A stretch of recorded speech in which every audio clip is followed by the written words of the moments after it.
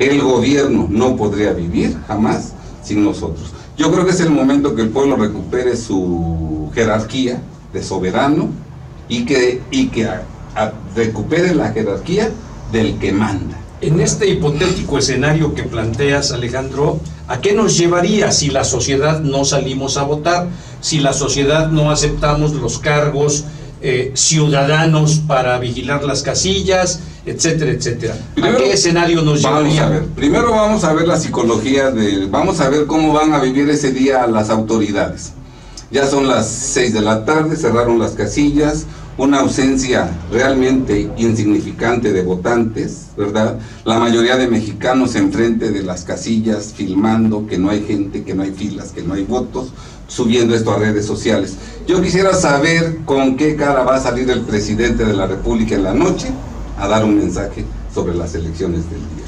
Yo quisiera saber con qué cara y con qué sentimiento va a salir a las cámaras el presidente del INE, los gobernadores de los estados, los presidentes de los partidos políticos y los candidatos. ¿Te imaginas la tremenda desazón, el tremendo dolor que van a sentir al evidentemente verse despreciados, rechazados por el pueblo mexicano? ¿Qué van a decir? A ver, que nada más votaron 500,000 de personas de un país que tiene 120 millones de mexicanos. Entonces ya el estado anímico de las autoridades va a estar en los suelos, y primero Dios, a muchos les dará diabetes, a muchos les subirá la presión, muchos se morirán de un infarto. Sí. Oiga, don Alejandro, entrarán en una depresión brutal. Con suerte se ahorca a todos. Ahora vamos a ver qué pasa con el pueblo. Imagínate nada más en la noche que nos demos cuenta lo que logramos unidos, lo que logramos siendo firmes, no dejándonos convencer, que nos dimos cuenta de que las instituciones y las elecciones sin nosotros no sirven para nada. Y fíjate nada más, si ya dimos este primer paso, si lo pudimos dar, esa sería la plataforma para hacer más cosas. Pero no avancemos tanto a lo demás si no damos el primer paso. Primero lo primero, recuperar el poder. Nos veríamos totalmente diferentes, nos sentiríamos diferentes, pensaríamos diferente, actuaríamos diferentes después de que logramos, unidos, echar abajo el teatro de las elecciones y poner en el piso la moral de estas autoridades, ¿verdad? Que de por sí el que es autoridad normalmente... ¿Cuál moral? La moral, por decir algo, el ánimo, exactamente, el ánimo. Porque normalmente la gente que tiene un cargo público de elección especialmente, ¿verdad? Son gente sumamente devaluada, que no puede estar a ras del piso como nosotros. O sea, un político, un gobernante no puede estar a ras del piso, porque él conoce su pequeñez espiritual, su pequeñez moral, su pequeñez de intelecto, y obviamente si está a ras del suelo, él se siente y nos ve hacia arriba. Por eso necesita de un banquito, aunque sea pequeño, pero necesita de un banquito para ser alguien, para darle cierto valor a su nombre y apellidos, porque sin ese banquito es un don nadie. Por eso muchas veces, desde cuando no es diputado local, pero le encanta que le digan, ¿qué pasó mi diputado? Hasta se infla. Sí, vuelve a ser él, ¿verdad? Entonces, normalmente el servidor público, el político, el gobernante, ¿verdad? Es alguien que no tiene seguridad, que está devaluado, y si aparte de eso abiertamente manifestamos el rechazo, creo yo que su moral, su ánimo, su estado de ánimo se vendría totalmente abajo. Y a pesar de tener las mismas camionetas, la misma residencia, ante la falta de reconocimiento social, finalmente tendrían que entrar en una depresión verdaderamente brutal. Nos vas a venir a compartir esta misma visión, yo creo que con bastante frecuencia, de aquí al proceso electoral, si te parece bien, mi querido Alejandro. Con mucho gusto, sí. Y por lo pronto, si me permites... No, es que no hemos terminado, lo que pasa es que quiero llegar a la esencia de la invitación. Nada más quiero invitar a todos tus escuchas, a todos tus seguidores, amigos, que a los seguidores de nosotros, a todos, a todo el mundo, a que en esta semana visiten nuestro canal de YouTube que se llama Alejandro Ponce Rivera, y ahí podrán encontrar el video que se va a llamar Cambiemos a México en beneficio de los mexicanos, no votando él en las elecciones del 2018. Es un video que desafortunadamente dura aproximadamente 50 minutos, pero es un video en el que exponemos las razones, las motivaciones, el procedimiento y lo que lograremos, tanto en el sentir de la autoridad como en el sentir del soberano pueblo mexicano, de ahí pues que sea tan extenso. Yo no comparto la idea de que los mexicanos o de que el ser humano en general tiene que expresarse a través de monosílabos, de razonamientos cortos. Yo soy de la idea de que la característica que más nos distingue es la de ser animales que podemos ser racionales. Entonces, en la medida en que elaboremos razonamientos más prolongados, en esa medida somos más humanos. Por eso el video, repito, dura como 50 minutos aproximadamente, porque nuestra idea no es sorprender o engañar a la gente. Yo no soy político. Mi idea es convencer, dar razones, y bueno, si nuestros compatriotas lo consideran prudente, bueno, pues también les pediré que lo repliquen, que lo compartan, porque creo yo, dadas las condiciones, que es la única forma en la que podemos hacer entrar al redil a nuestros gobernantes que no entienden razones. Regresemos al México real. Vamos al México. Mi querido Alejandro, los daños son multimillonarios, daños derivados de estos eventos naturales, en donde, para variar un poco, pues las clases más desfavorecidas son siempre quienes mayormente cargan con estas consecuencias. Sí. Hay recursos económicos, vía lo propio, vía lo que diferentes países han aportado, vía lo que los mexicanos hemos aportado. Y lo que algunos extranjeros, artistas y jugadores han aportado. ¿Quién debiera manejar estos recursos y cómo, Alejandro? Para verdaderamente favorecer a esta gente, pues que ha sido muy lastimada, ¿sí? Aquí en la ciudad de Puebla, pues quizá los daños no sean tan cuantiosos como son en las poblaciones cercanas, en donde la gente que menos tiene es la que perdió todo. Pues yo creo que, de acuerdo a cómo están dadas las cosas, y porque además así lo han hecho quienes han donado a México, pues lo han hecho a través del gobierno, ¿verdad? Yo creo que vámonos otra vez al mundo ideal, porque en el mundo real ya sabemos cómo se está manejando, con una opacidad, con una falta de transparencia y con una deshonestidad brutal, que es a lo que está acostumbrado nuestro gobierno. Entonces, pues, debiera manejarlo el gobierno y hacerlo llegar de inmediato, ¿verdad?, a los necesitados. Y exactamente, hay una ayuda multimillonaria, incluso en dólares, que alcanzaría para reconstruir las viviendas de prácticamente casi todos los afectados. Es un verdadero insulto a la inteligencia de los mexicanos y a la necesidad de los mexicanos, el que con todo este dinero que se ha recibido en cantidades multimillonarias, en dólares y en euros, el gobierno, en lugar de traspasarlo a los destinatarios, porque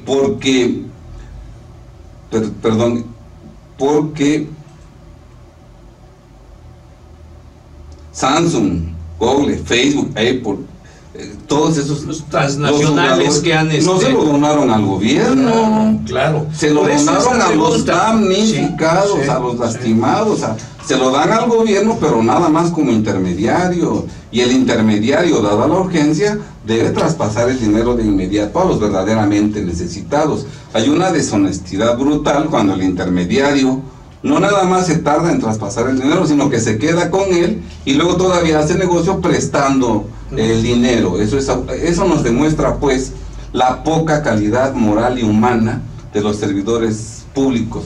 Perdón, y hablo en general porque yo digo esto siempre: no puedes trabajar en un prostíbulo y ser virgen.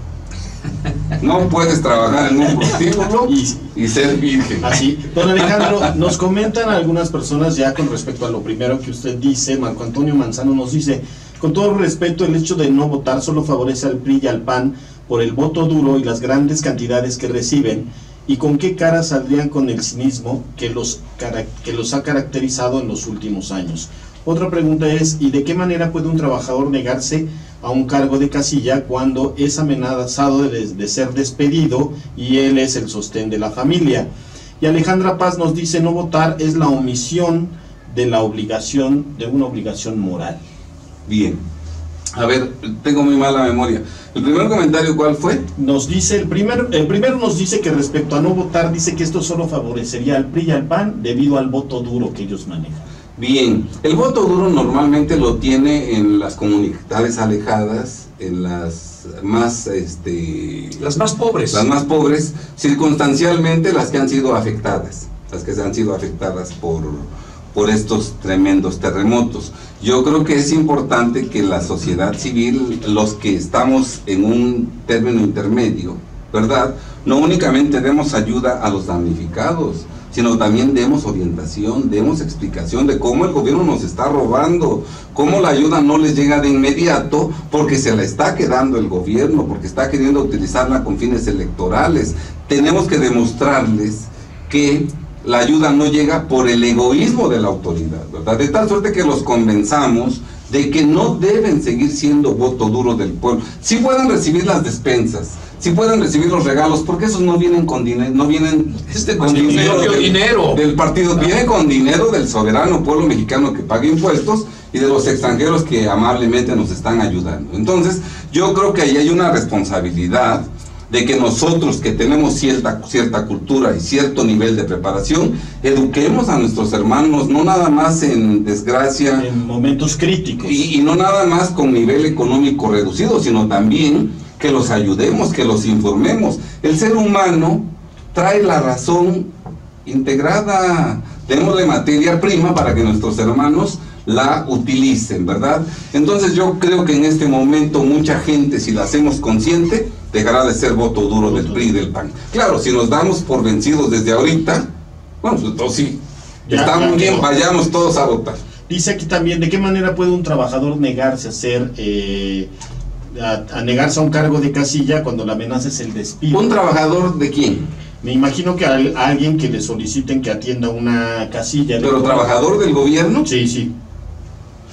Bueno, pues a lo mejor estos servidores públicos no tendrán forma de resistirse, pero los que no trabajamos en el gobierno, los que afortunadamente somos independientes o trabajamos para un particular, pues no tendremos esa amenaza, ¿verdad? En todo caso, bueno, se verá que los que son funcionarios de casilla, pues todos son servidores del gobierno que van presionados, ¿verdad? Pero los votantes, que somos millones, no todos trabajamos en el gobierno. ¿No votar es la omisión de la obligación moral, don Alejandro? Pues yo creo que es una obligación moral cuando nosotros estamos de acuerdo con la forma de gobierno. El artículo 39 claramente dice en su parte final: el pueblo conserva el derecho inalienable de cambiar en cualquier momento su forma de gobierno.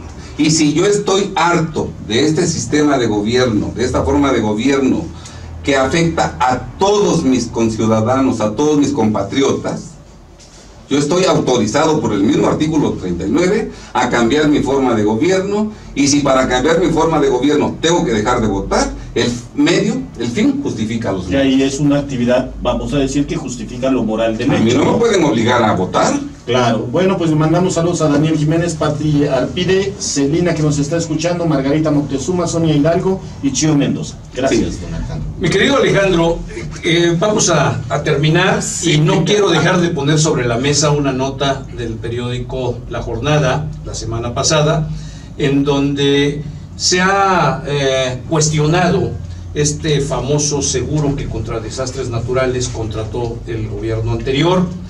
Y esta nota de La Jornada dice textual, me voy a permitir leerlo, son mucho más de 4 líneas, pero la esencia dice: la calificadora internacional Fitch and Ratings, que evalúa periódicamente las finanzas de Puebla, no tiene conocimiento de la póliza de seguro contra catástrofes naturales que el exgobernador Rafael Moreno Valle reportó en su último informe de labores, con un costo para la hacienda pública de $18,275,000.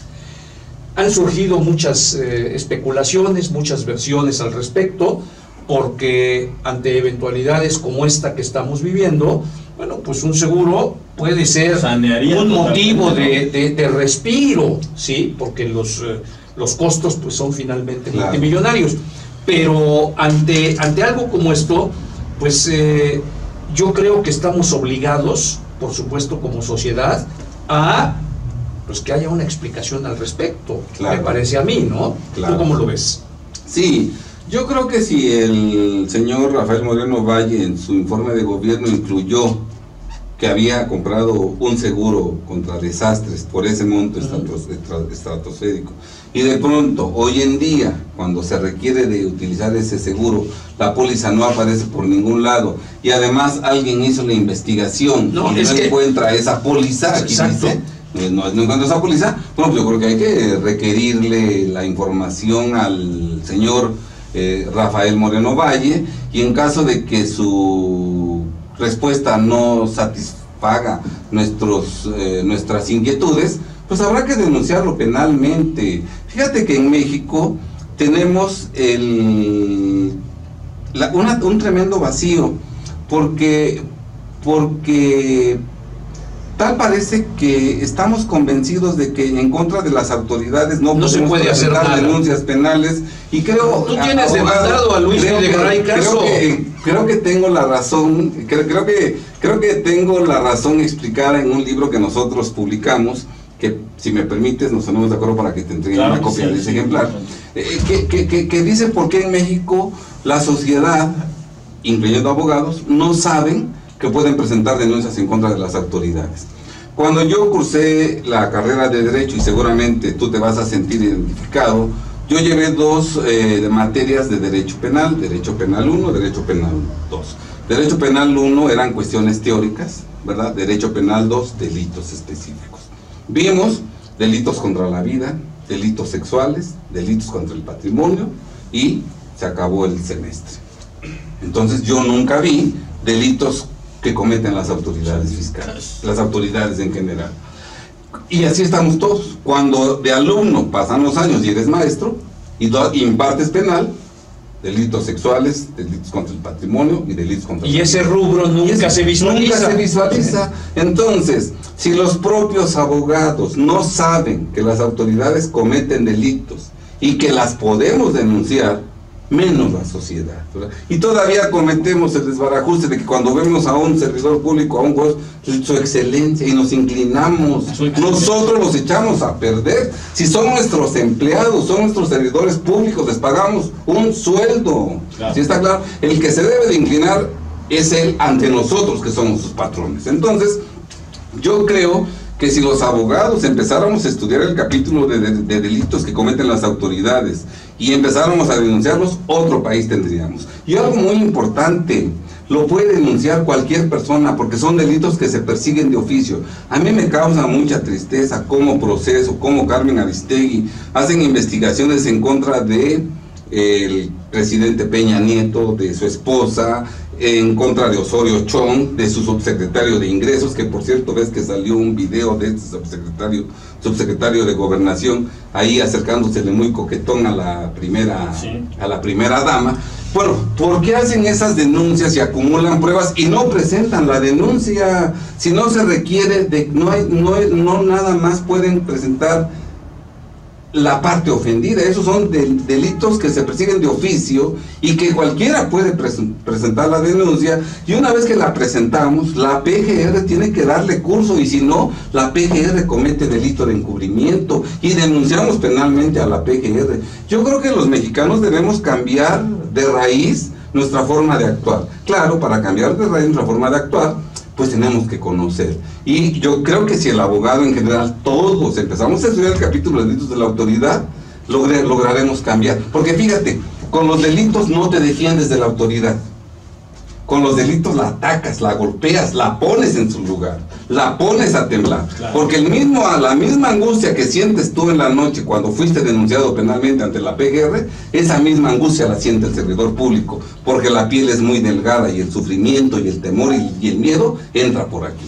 Alejandro, es un auténtico placer platicar contigo. Que la gente que nos escuche sepa esto, de lo cual tú eres un ejemplo viviente, porque tu conocimiento no es valentía, es que tú no te sientes atemorizado como sí se siente la mayoría de la gente de esta sociedad. Porque hay conocimiento. Porque hay conocimiento. Y porque tenemos 25 años combatiendo a la autoridad. Hemos nosotros denunciado penalmente a secretarios de Estado, a subsecretarios, hemos denunciado a jueces de distrito, magistrados de tribunales colegiados, hemos denunciado penalmente al magistrados del Tribunal Fiscal de la Federación, agentes del Ministerio Público, delegados de la PGR. Hemos denunciado, ¿verdad?